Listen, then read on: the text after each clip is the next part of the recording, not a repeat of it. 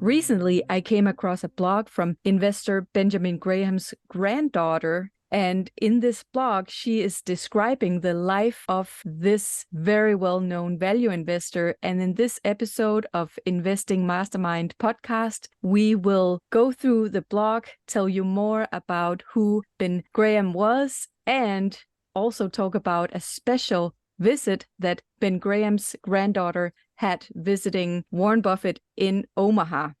You are listening to Investing Mastermind Podcast. I'm Signe Lundholt. And I'm Michelle Markey. So on this blog, you can read a lot about Benjamin Graham's life. And Benjamin Graham is known as the father of value investing, which is the style that Warren Buffett has carried on and that Michelle and we're talking about to you, the audience. We usually say Warren Buffett style because Buffett made this his own. So he built on what Ben Graham did, but Warren Buffett really loved Ben Graham, was an avid student of Ben Graham's, went to Columbia Business School just to learn from Ben Graham and later worked for him in his company. And today we'll zoom in on this special visit that Benjamin Graham's granddaughter took to Omaha. But Michelle, before we talk about that, do you have anything to add about Benjamin Graham? I know Buffett loves Ben Graham so much that he talks about him all the time, like pretty much at all the annual meetings of Berkshire Hathaway. It will be rare if Buffett doesn't somehow bring up his mentor and professor and his boss, Ben Graham.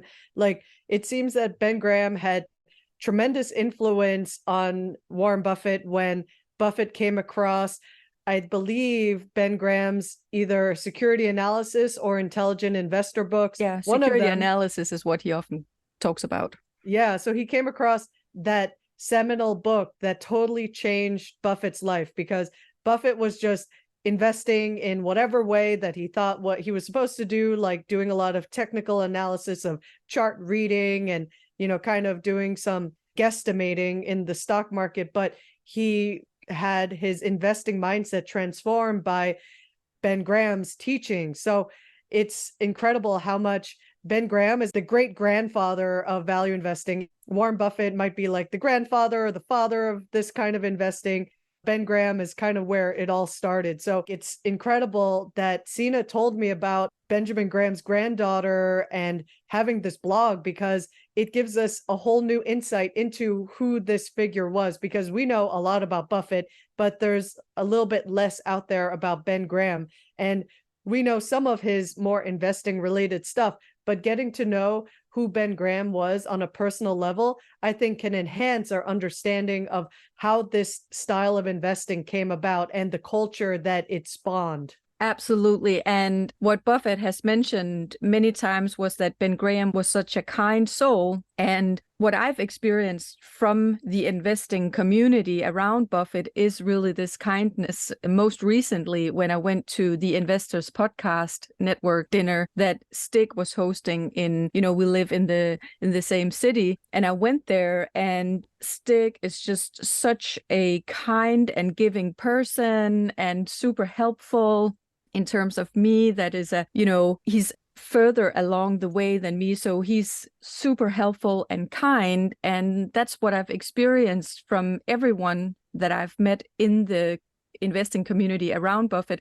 And that's not necessarily what you see in other communities. I'm sure you guys have seen movies from Wall Street, etc., where it's another image you get of the investing world. And what it seems is that Benjamin Graham is really the sort of great grandfather of this type of community. And this is where it all got inspired from. But let's dive into this very interesting blog post that we read about Ben Graham's granddaughter's visit to Omaha during the Berkshire annual meeting this year. And Michelle, your first impression from reading this article, what was it like for you to open this? When I read this blog article about his granddaughter visiting to pick up some of the articles and letters that Ben Graham had shared with Buffett over the years so that it could be contributed to a special archive at Columbia Business School, it struck me that all the themes we talked about, this environment of giving and generosity and kindness that Buffett exemplifies, and same with Charlie Munger, his business partner and best friend. And it carries down through all of the investors that have been influenced by Buffett. And we can see that in what she had said.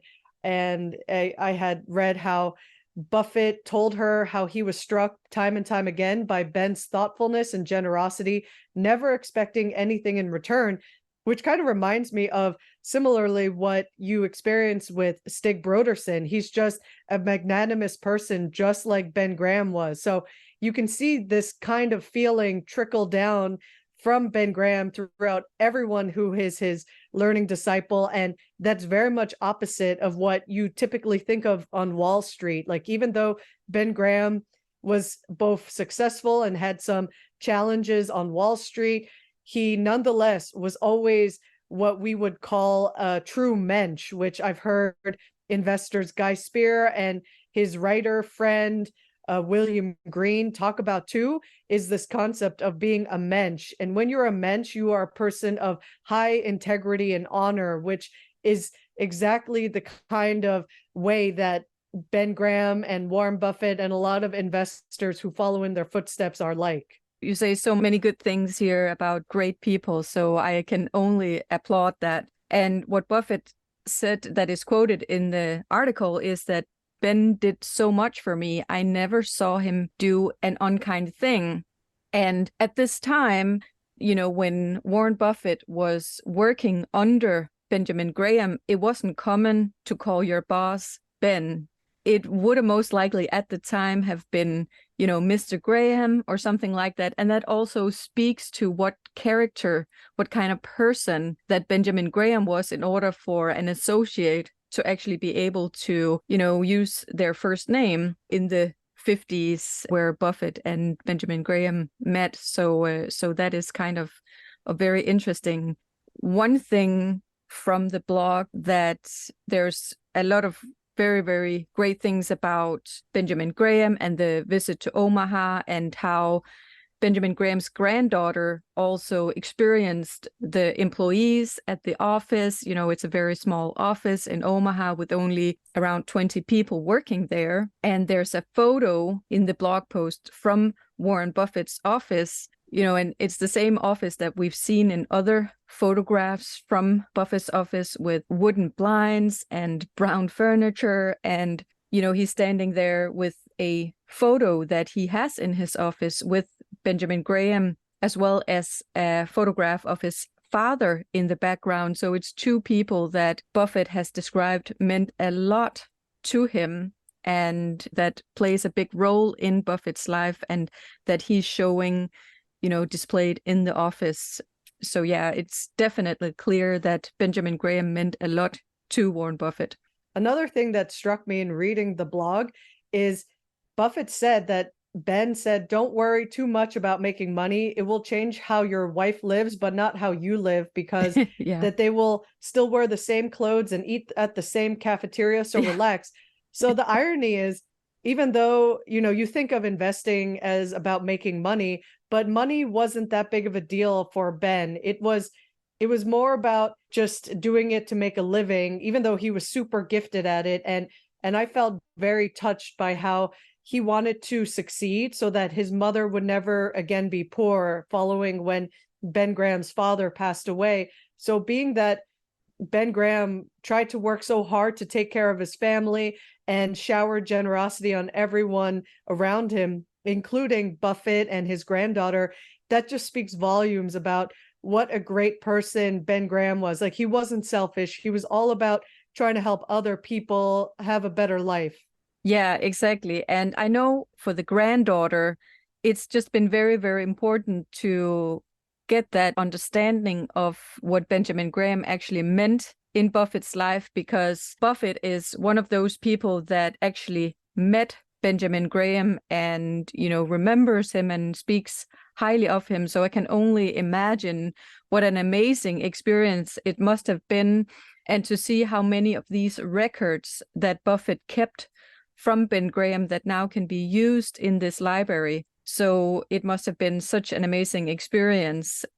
It gives us a glimpse into how Buffett became, how he acts in the world today. And it's oftentimes something, that I've thought about. Again, with this community, we've talked about it so many times in this episode, but, I can't say enough how giving and kind this community is. And it is clear where it comes from. So yeah, I'm sure it means a lot to also for Buffett to open his doors to his office and spend time, during such a busy time for Buffett to actually show the records and carry on this important legacy to the library and to the granddaughter. And something also that struck me was when she had visited Warren Buffett, she asked him, would you say that you and Ben became friends? And she noted that in some of Ben's letters and postcards, he expressed a wish for you and Susie, who was Buffett's first wife, to visit him in California. That sounded like friendship to her. And you can see like a Beverly Hills postcard of something that had a typewriter written note to Buffett from Ben. And you can see how Buffett was sort of reflecting on her question. And he said that from his point of view, Buffett wanted friendship with Ben more than maybe Ben wanted, because Ben was Buffett's hero and he felt like he was his friend. And maybe for Ben, he had a little bit of a personality quirk that maybe we observe. If you read more of the blog articles, you can kind of see and understand more about Ben's character. And so it's kind of natural also with, if someone is your hero and mentor, you kind of put them on a pedestal. And, the thought of like, oh, could I possibly be friends with someone who's so amazing? Like maybe Buffett felt in so much awe of Ben that maybe Buffett doesn't think he's on the same level as Ben. So that's why he's like, he would love to be friends with someone like Ben, but he's just so above me. Like Ben is so great. And I'm just little old Warren. I'm still trying to rise up in the footsteps of this amazing mentor that I had. So, it's interesting how, you get a little perception there of what Buffett thought of as Ben, of being this incredible person. And, I think that if you read more of this blog article, something that Buffett also talks about of what stood out about Ben Graham is that he had never met anyone with a mind of similar scope, that Ben Graham had virtual total recall, unending fascination with new knowledge and ability to recast it in a form that's applicable to seemingly unrelated problems that made his thinking in any field of the light. So what I think Buffett is saying about Ben Graham is that he had a very unique way of thinking about the world and some problems and how to solve them. And I think that made a very unique impression on how Buffett went about solving investing puzzles too. One thing that's also interesting is how Benjamin Graham's granddaughter, when she's in Buffett's office, she describes the employees there. So, for example, in the office, she meets Ted Weschler, and what she says is that everyone was really easygoing and seemed content in their life. And it was very much different from employees that she had encountered in the Bay Area tech firms, where it's much more a stressful atmosphere and a busy atmosphere. Here there's chatter and everybody seems to be having a relaxed demeanor. And it also, I remember reading that Warren Buffett says that he, takes a nap every day, and it's a very relaxed environment, and that, people that works for him seems very relaxed. And even at the end of the article, the granddaughter describes how she's talking to Warren Buffett's secretary, and the secretary says, "It's been so nice to meet you in person. Warren talks about your grandfather all the time." And the granddaughter said, "You mean because he was expecting my visit?" And then the secretary replies, "No, I've been here 25 years. He talks about Ben Graham all the time." And imagine when someone in your family has meant so much to some other person, it really just gives me the chill, to be in that situation and actually hear that as his granddaughter, not because it's Warren Buffett. It could have been anybody, honestly, in my opinion, who speaks highly of someone in your family. That must have meant so much. Yeah, absolutely. And you can see how Buffett has propagated that culture of Ben Graham's values that were instilled in him onto his entire staff.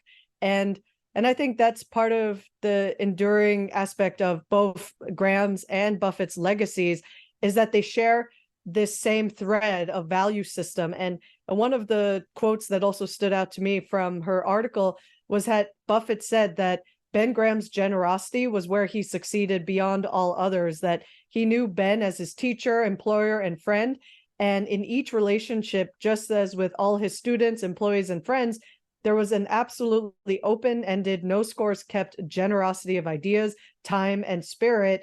And that's actually part of what the granddaughter also ends on toward the end of the article, is that between Ben Graham and Buffett, everything turns out to be less about money and investment strategies and more about character, generosity, and magnanimity, qualities the world sorely needs to counter greed and strife and overconsumption.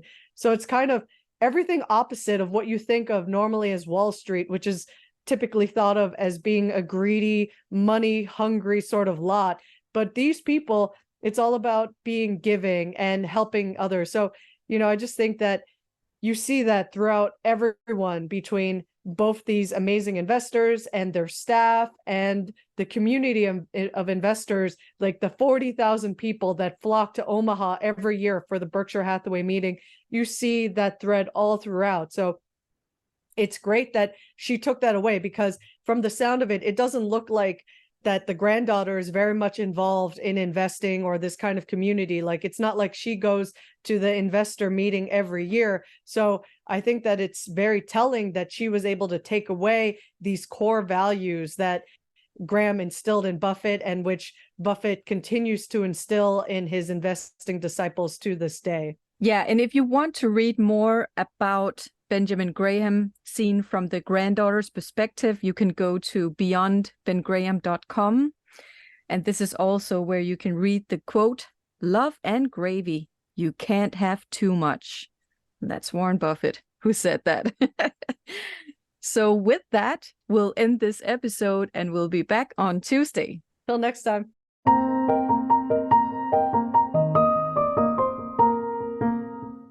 If you enjoyed the show and found the content informational, we would be super grateful if you would leave us a review and follow us wherever you get your podcasts, so you automatically get new episodes in your feed.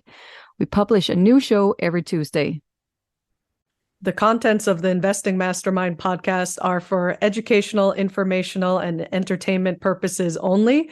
None of this is investing advice, and if you need help in your personal situation, please consult with a professional.